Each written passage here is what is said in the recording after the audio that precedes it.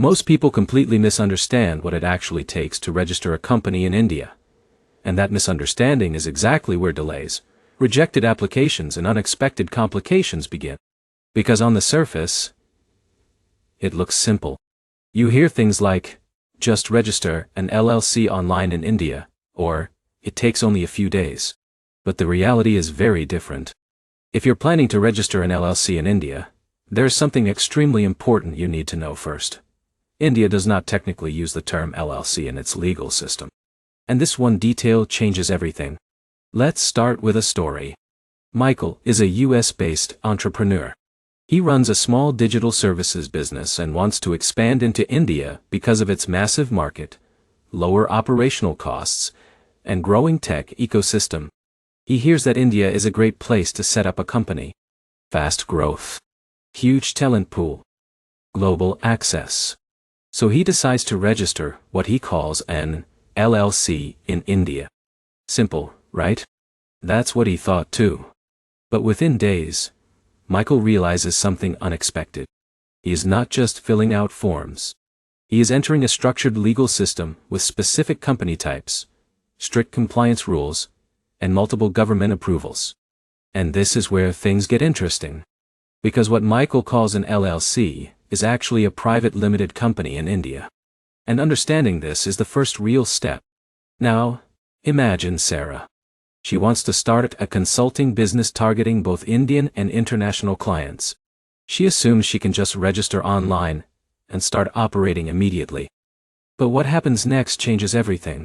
She discovers that company formation in India involves identity verification, director identification numbers, digital signatures, and government approvals through the Ministry of Corporate Affairs. And suddenly, the process doesn't feel so simple anymore. So let's break this down step by step in a way that actually makes sense. First, let's clarify the structure. In India, the closest equivalent to an LLC is a private limited company, often called PPVT Limited.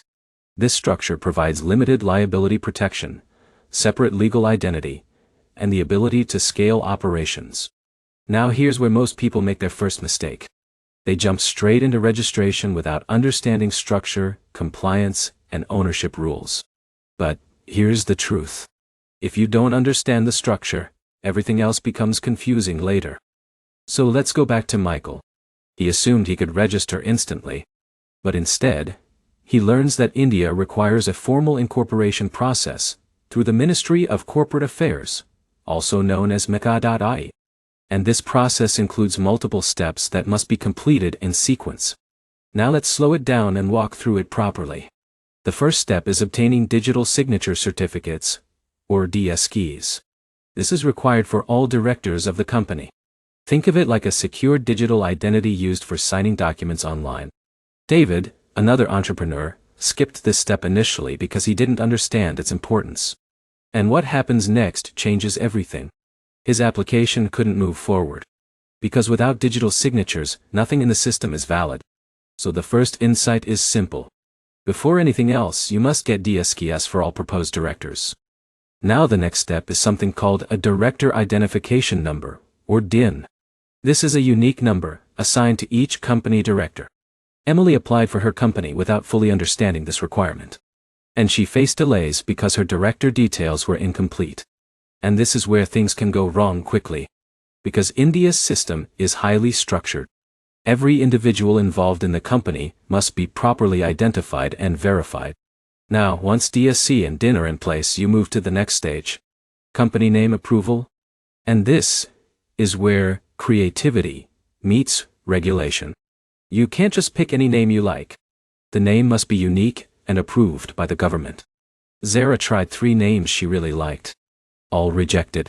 Not because they were bad names, but because they were already similar to existing businesses or didn't meet naming guidelines. But here's the smarter approach. Before applying, always research and prepare multiple name options. Because if your name gets rejected, the entire process slows down. Now, once your name is approved, you move to incorporation documents. And this is where things become more serious. You need to prepare the Memorandum of Association and Articles of Association. These define your company's purpose, structure, rules, and ownership. Daniel thought he could copy a template online. But this is where it gets dangerous. Because generic templates often don't match legal requirements or your specific business model. And what happens next changes everything. He had to redo the entire submission. So the key insight here is simple. Your incorporation documents are not just paperwork. They are the legal foundation of your company. Now once everything is ready, you submit your incorporation application through the MEACA portal. This includes all documents, identity proofs, and declarations. And this is where approval happens. But here's the problem. Even small errors can lead to resubmission. Michael experienced this firsthand. A single mismatch in address formatting delayed his approval. And this is where patience becomes important. Because the system is precise. Now let's talk about something many people underestimate. PAN and TAN registration. Once your company is incorporated, you must obtain a permanent account number and tax deduction account number. These are essential for taxation and financial operations.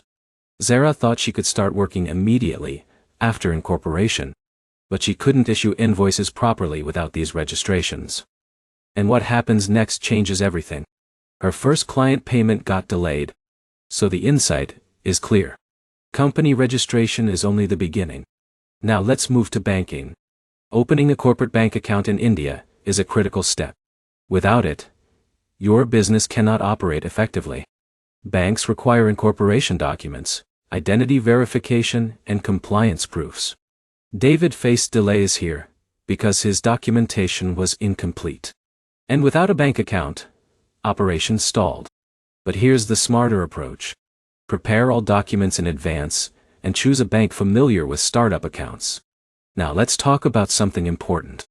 STE registration.